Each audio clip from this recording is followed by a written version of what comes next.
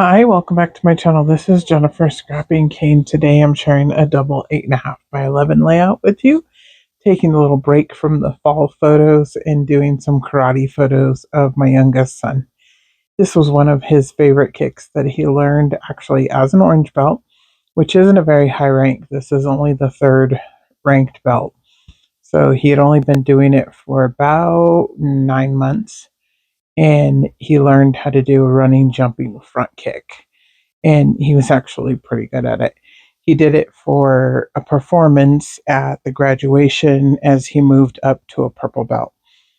So I wanted to go ahead and document that. I took these photos from a video, so they're not the best photos, but you get the idea. And I'm also going to play the video at the end of this video so you guys can watch him actually do it. So enjoy that at the end. And here I'm showing you the papers that I plan on using. I went in my Vicki Boutin stash, and this paper here, I love the rainbow side, but I have used the rainbow side.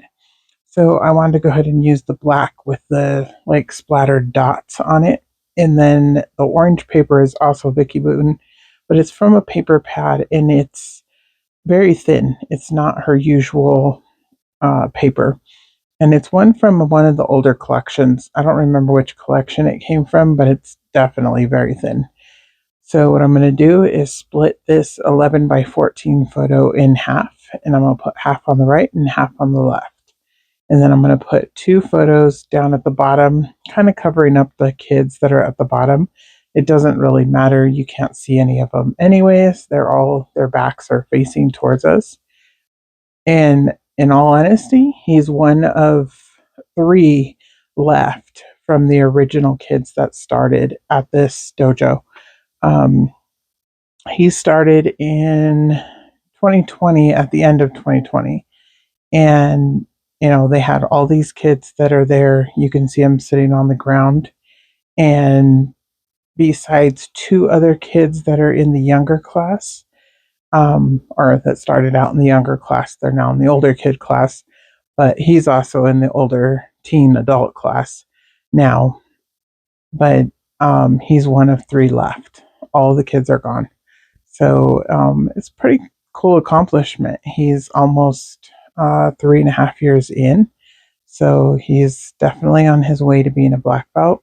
So it's something that I want to document in his childhood albums. So I'm going to place, like I said, the four photos across the bottom, and one of them will get chopped just a little bit to cross over the middle. So I was kind of showing you what my plan is. And then I have the paper that has the Chinese writing on it. I guess it's Chinese. I don't know what it is. Looks like it's Mandarin writing, but I'm not sure. But it's not really legible because it's on the white paper with kind of a off-white color in the writing. I'm just going to use it as a design on the side of the layout. And it's just to add a little bit more color to the layout and something else over there.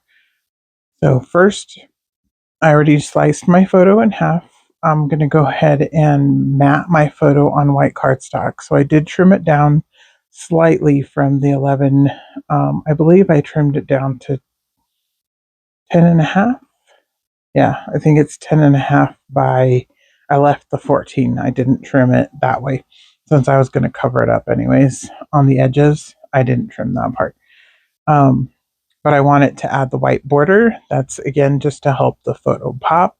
And the photo is very busy, as you can see, with all the people in the background. But like I said, it was a video screenshot, so it's not very clear.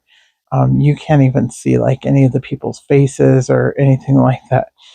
But it's fine. Like I said, with most of these people we'll never see again. There's very few. I think there's one or two parents that are on the opposite side that we still go to classes with. Other than that, they're all no longer in the studio. But anyways, I'm going to add the black and white paper at the top and the bottom because I'm going to lay the orange in the writing on the left and the right. So I didn't need it to go across or be in all of the background. And this paper here is just cardstock from Paper Pad. that's just plain like black cardstock, but it kind of comes off as like a brown color, not really black. So that's why I was okay with just using it as a background. You're not going to see any of it when I get done. I'm just using it to make it a little bit more of a sturdy layout because, like I said, the papers are very thin, but the colors match, so I want to use them. So here I am lining up the photo, make sure it lines up on both the left and the right. And I used my Big Mama foam tape, or not the foam tape, just the double-sided tape. And this one is the thicker, like half-inch one. And I figured that would add enough grip to hold the photo in place. And then I'm going to go ahead and add the border on the left and the right side. And I will have to tear one more piece of paper to make this work. And I just tore them at random. You saw I only had scraps of it left. That's because they were actually used on another karate layout. I don't believe it's for him though. I believe it's in his brother's album, and I just held on to this paper. So that's good. If it is in his brother's album, because then it's in both kids' albums. It's not all in his album. I don't think it's in his album. It might be though, but I really don't remember. And then so I'm just inking these up where I tore them again because they weren't lining up correctly. And I didn't want it to look like a straight edge either, so that's why I layered it up where it's tore.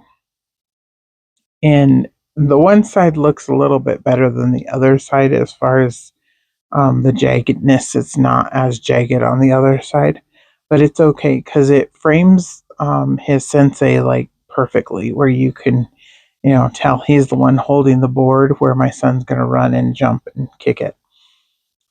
These ones here, I'm going to have to trim down just slightly. I had forgot. I trimmed down the photo and then I forgot to trim down the photo mats. So I have to ink those up as I do it. But I just went ahead and left this in so you guys can see, just how I'm doing that, since a lot of this process I usually do off screen. And then I, come in and just put the layout together. But since I kind of messed up and didn't measure them correctly, I'm just going to do it on screen with you real quick.